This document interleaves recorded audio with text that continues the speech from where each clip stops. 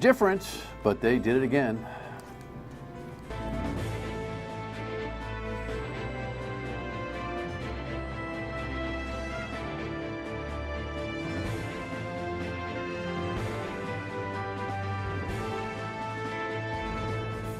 The Dan York State of Mind program is brought to you in part by Lookout Rhode Island and Taco Comfort Solutions.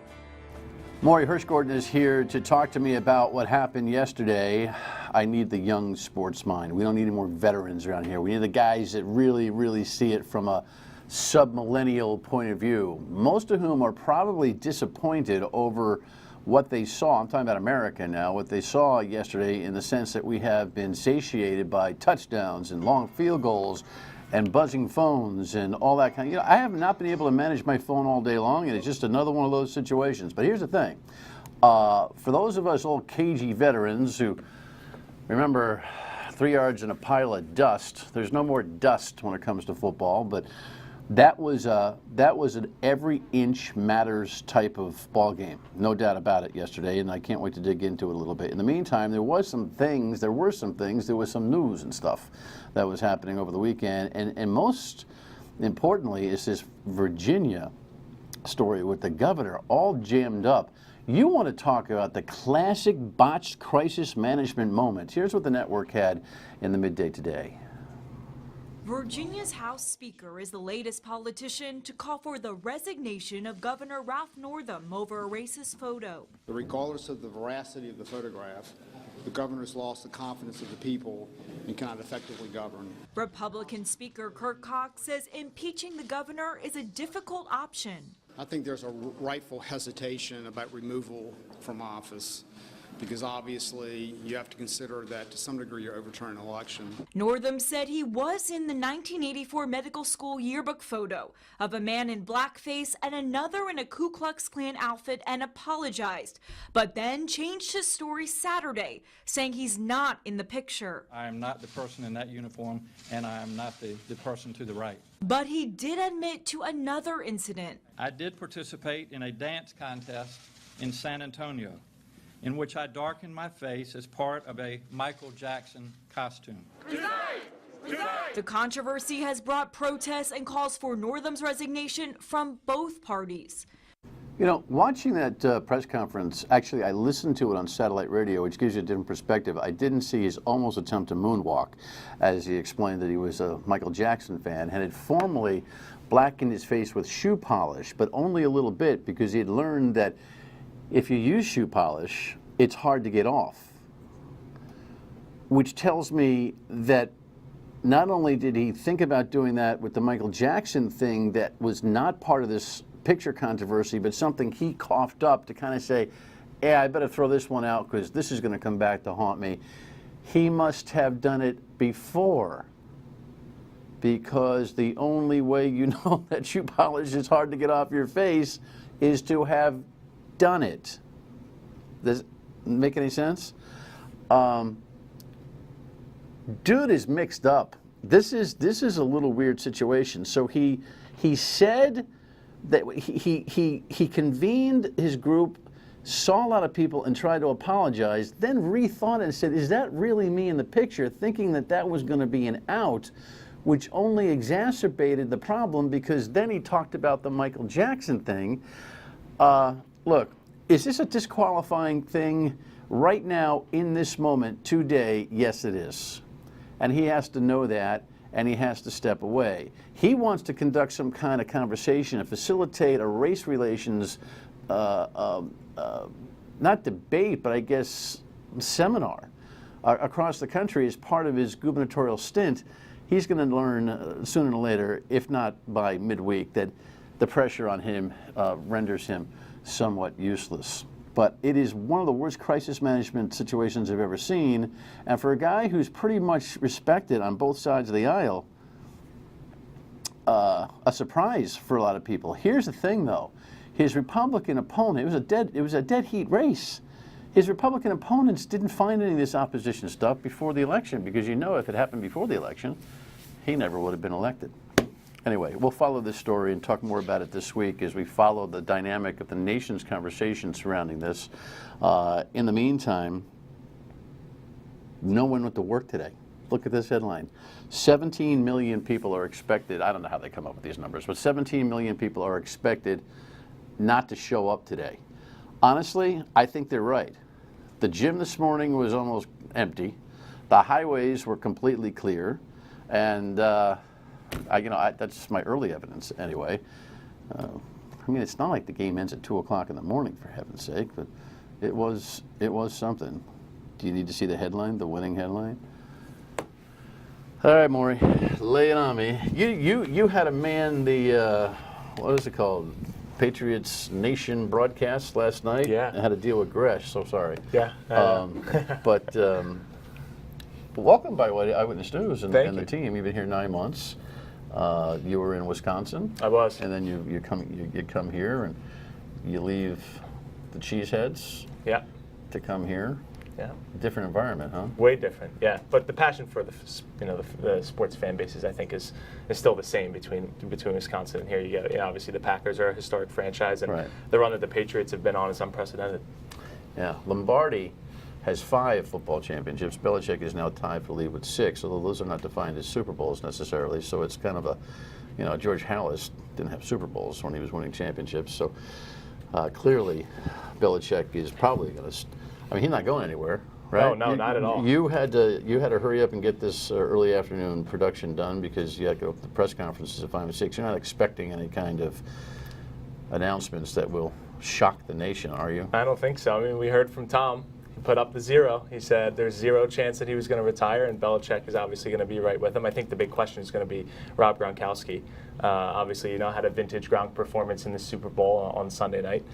Big catch to lead him to that touchdown. Whether he comes back or not, I don't know. We'll see. But, it'll be hard to pass up if Brady's kind of tugging at his shirt, telling him to come back and, hey, we can do this all over again next Gronk year. has been moping about how much he's hurting. He's been explaining. I think he's been setting the foundation for talking about how much pain he's in all the time and the like, right? So it seems reasonable that he'd go out on this big win. Yeah, I mean, people say that, but I think once you're at the top, right, and you taste that, and Gronk said, I'm a 3-time champion, well, if the team's going to be kind of in place next year going forward with Brady and Belichick at the top, I think that clearly gives you the edge over pretty much every other AFC team, maybe other than the Chiefs going forward. And why not come back and why not try to win another one? I think it's an addictive feeling, and I think the fans, there's a big reason why, a lot of them not at work today, and Julian Edelman's asking for 2 million people to be at the parade in Boston on Tuesday morning. So, I think everybody's just addicted to winning here, and I think that's part of the reason for their success. Here's the weird thing about the sports world these days. I think it's because it's become so transactional. You can't give these guys a minute to breathe before you ask if they're coming back. That's It's how it is. people in your business. There ought to be a I don't know. It probably would be collusion of some kind, but there ought to be some kind of moratorium on the question, don't you think? Well, look at last night on Sunday after the game. Everybody's mobbing Tom Brady. The network reporters, network announcers can't even get to him.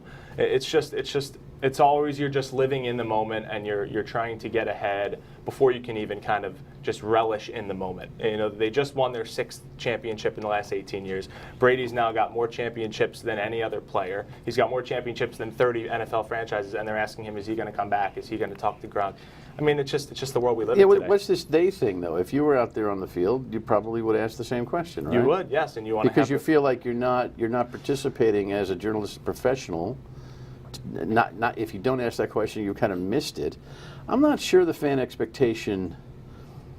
I don't know, it's a tough measurement. Is there a fan expectation for that question, or is there a fan eye roll for that question? Like, leave the guy alone, and can we just enjoy this? There's a fine balance, I think, definitely a fine balance between wanting to know and people coming to the reporters and say, well, it's your job to push, it's your job to pressure, it's your job to get the best information out of them, get it first, in this day and age of getting stuff first and getting it up on social media first. But there's also the people that say, hey, let the guy live, he's a human being, he's got the feelings just like we do, they're going through things, he just had one of his greatest accomplishments, maybe one of their greatest wins other than when they beat the show on turf in 2001. So, there's people on both sides, and, that's the fine line that we walk every day as a sports journalist. All right, some reflections on how I watched the game with many last night and what Morey's takes are from a very different kind of Super Bowl. Stay with us.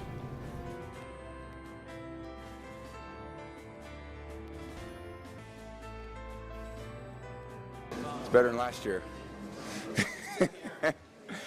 Yeah, we grinded it out. It was tough. They made every play tough tonight. I give them a lot of credit. Coach Phillips, all those players. They played really well on defense. Fortunately, our defense really played the best game they have all season, and it was just an incredible win. You know, you just had to worry about one play at a time and just keep knocking at the door. And yes, it is about being, you know, resilient and just keep on working. And that's what our group did. It wasn't pretty, but I'll take a ugly win over a pretty loss any day. So Bob Kraft joked that perhaps he would get a Gillette endorsement, Mr. Edelman. Yeah. Listen, I don't know what's going on with the modern. There are more guys with beards than not with beards these days, and it's just, I don't know what's growing in there. But guys, really, I mean, it's not going to fly for TV. If it ever flies for television, I mean, I'm talking about the big hairy ones. Right. What up with that, by the way? I don't know. Somebody joked with him, asked him if it cushions his blow when he gets hit. Yeah. And he said no. You just said something interesting there. Can you offer that in terms of Edelman? Because I have been pretty much not overwhelmed, but affected by his humility, and is that him? I don't think it's him. I think the way he portrays himself on social media, putting out all these Twitter videos and Instagram videos and Facebook videos, people running his accounts, a lot of hype videos. I think he is a cocky, I know I'm good type of a player, but then he tries to make himself look humble in press conferences, which is fine. You know, you don't want to, you know, show that side too much, too often. And little slide remarks like we just heard about him saying, I'd rather win ugly than lose pretty. But no, I think he's a guy that likes the attention. I think he's a guy that shines at the brightest stages like we've seen. I think that's a big reason why he can, you know, potentially get into the Hall of Fame is because he has shown that he is one of the best wide receivers in football in the last 5-10 years in the playoffs in the biggest time. And I think he knows that he is one of the best wide receivers in the playoffs the last 5-10 years. So you don't offer this as a criticism? No. That's my humble opinion. But it's a reflection. Yes. So his social media behavior, which I haven't followed very closely, is obviously very, very, very self-promotional, correct? Yes. Yeah. He and his team, not just himself. Yeah, I mean, this is where it's very strange. You know, you delegate to others your branding, and social media becomes a very active thing. It can get away. It can get away from you. Has it gotten away from him? I don't think it's gotten away from him, but I think he's towed that line.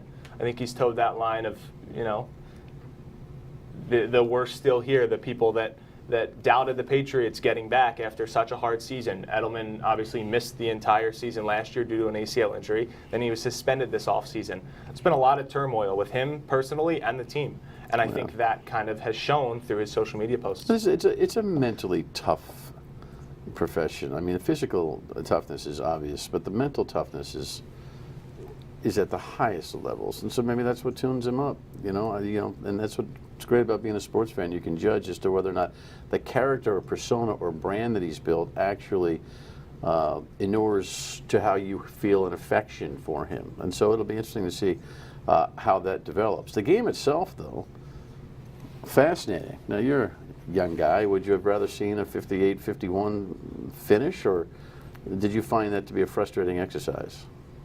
I think it's kind of hard to balance. I'm somebody who enjoys the game for what it is. It's the Super Bowl. It's Super Bowl 53 between, you know, two head coaches that couldn't be on the more opposite side of the spectrum. Sean McVay, 33 years old, this offensive guru. Everybody wants to hire the next Sean McVay. He gets to the Super Bowl on a questionable call. The Patriots have this season of a lot of injuries. They acquire a troubled wide receiver in Josh Gordon, and then they steamroll two teams in the playoffs, the Chiefs and the Chargers, who a lot of people expected to beat the Patriots. Then the game turned out to be a defensive battle, 16 total points, right? The Rams second in the league this year in points per game at 33. The Patriots defense holds them at 3. So I think we just have to appreciate the game for what it is. I think we have to appreciate Patriots defense and the schemes. Brian Flores not even being named the defensive coordinator, the way he can draw up schemes and slow down a Rams offense that was so potent, so explosive. And it's Belichick's orientation. So clearly Belichick and Flores come up with something that that shows sometimes the cagey veteran is going to have the answers, and the young upstart offensive brilliant mind is going to have difficulty.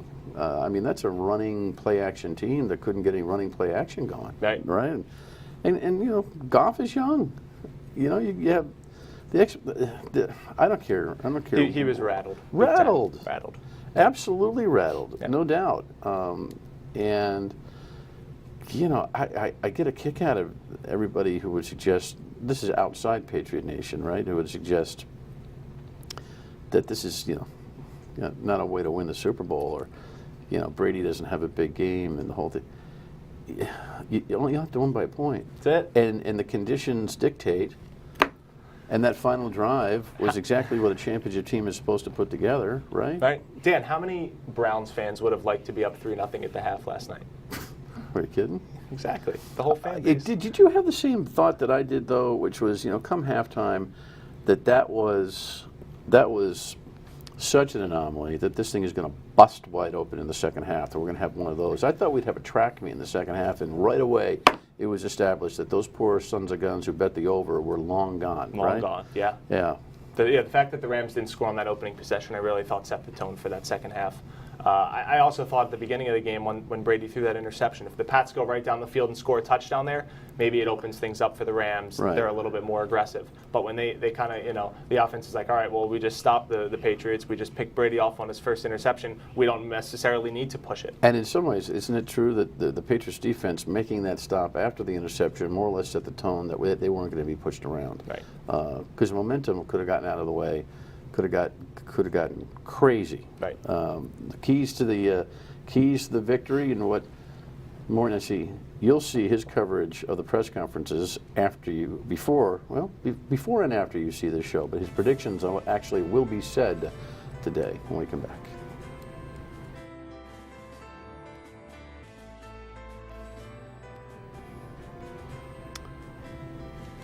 Thrill of victory there, right? And we're showing you photos because we're copyright restricted on what we can use. The NFL and the networks have more restrictions than Carter's got pills, to use an old phrase. So we have to grab what we can. So it's a very controlled business. Heck, you can't even say the word Super Bowl in any connection to profit or commerciality. The big game. The big, like no one knows what that is, right? Some deep hugs though for Brady and Edelman. Based on some of your earlier commentary, are you thinking that's contrived? It didn't look contrived to me. No, I wouldn't say that. No. No. And the It's craft, pretty genuine. Yeah, it's you know that 83 cameras get to be in your ear when you're doing normal things. I mean, it's the playing field. They see each other for the first time. The Kraft Belichick hug. I mean, the Kraft Brady hug was almost paternal. Yes. In nature, didn't you think? I think that's how the relationship has kind of grown at this point. I think it's father-son, maybe grandfather-son even at this point. And Tom's grown up under him, and Robert's treated him like he's his son. Yeah.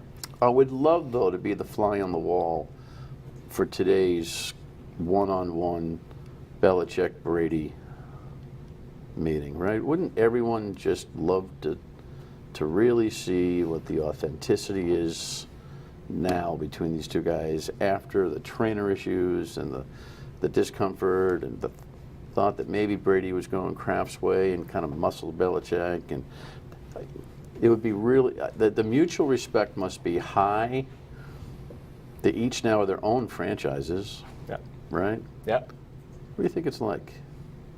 I think all season long, if we kind of, Dan, maybe extend it all season long, I think it's been such drama-free after everything that happened last winter. Because they're consummate pros, right? Correct, exactly. They come in, and it's a business, and it's work, and they have mutual respect, and if they have their differences, however many there are, whatever it is, for how long it is, I think they put that aside, and they're there to win football games. And it gets repetitive when they say that, but that's truly how it is, and they have the results to show it. I just wonder if they share emotion. I just wonder Because the quarterback-head coach relationship, whether he's defense oriented, it's got to be it's got to be deeply personal. It has to be. I think it would have to be. Yeah, right. No doubt. Yeah, Brady says it all the time. They meet twice a week. 18 years, they're close to two decades. You can do the math. I mean, that's thousands upon thousands of alone time, hours in a room, drawing up game plans, talking about life. They're close. So here's the deep question: how the fan reacts to this. You know, anybody who I know is a close fan. You should know I'm a Giant fan, so this is just horrifying. Although it's not horrifying, but I did bet the Patriots. In fact, I got a little gluttonous and gave 14.5. I thought they would just kind of explode and put these guys away. So I won't be doing any sports betting anymore. And I had Gronk to score the first touchdown. So that's Almost. 2 yards away, Almost, yeah. right? Squares, I wasn't anywhere near it. But you know, the party I went to was at my golf facility, and there were about 150 people there, and everybody was really excited and like. But I watched everybody leave. They left pretty quickly. Most everybody left pretty quickly. Yeah, high fives, all the thing. There's this glowing feeling. But I wonder about the psychology of the fandom. You know, how does it make your life better? Does Monday look better to you, hungover or not? It's a weird thing. It always Are you does. a student of this yet, or are you just still trying to figure it out? No, I mean, being from Philadelphia, experiencing what the Eagles went By through the way, last year. I can't tell you how much I hate Philadelphia as a city. The franchises. I mean, if I'm a Giant fan, Right. Right. But here's what you guys are the scum Oh, wow. of the sports earth. Really? You are. They defeated the dynasty. Just go to an Eagles game and try to get out of there with your life if you're wearing an opposing jersey, correct? They should know better than walking into the See, Lincoln he's not Financial saying no, Field. that's not how it is. He's saying no, you should know better. Correct. See? Okay? Just saying. Anyway, all fair in sports and more. But Yes. the sports psychology, give me 20 seconds on it. Yeah. What does the Super Bowl mean to a fan? They feel a part of it. Everybody in today's day and age wants to feel a part of something. Everybody wants to have a personal connection. And over the years, they have a personal connection to Tom Brady. People think Tom Brady is a member of their family. Every Sunday, they spend it with Tom, 3-4 hours, however long a game is. And they want to feel that emotion come Monday morning. Yeah, I think you're right. In fact, I went to church on Sunday, and everyone had Brady shirts on. It was a mind blower in church, nonetheless. Hey, listen, you're doing great work. Thanks for sharing your thoughts. Thanks so much for having me on. I really appreciate it. We'll have you back over the next. Well, you know, we'll have a deep conversation on Philadelphia someday. All And we'll right. see if we can figure that whole thing out. Thanks, man. Enjoy the down. coverage. Final word when we come back. So Anita's yelling at me about my Giants coming out when it comes to the city of Philadelphia. I mean, I don't really mean it. Right, Kev? Sure. I don't really mean it. We'll talk about some important education issues tomorrow. I'll get back to the real routine, right? And see you on the radio at 3 tomorrow. I swear, I didn't mean it.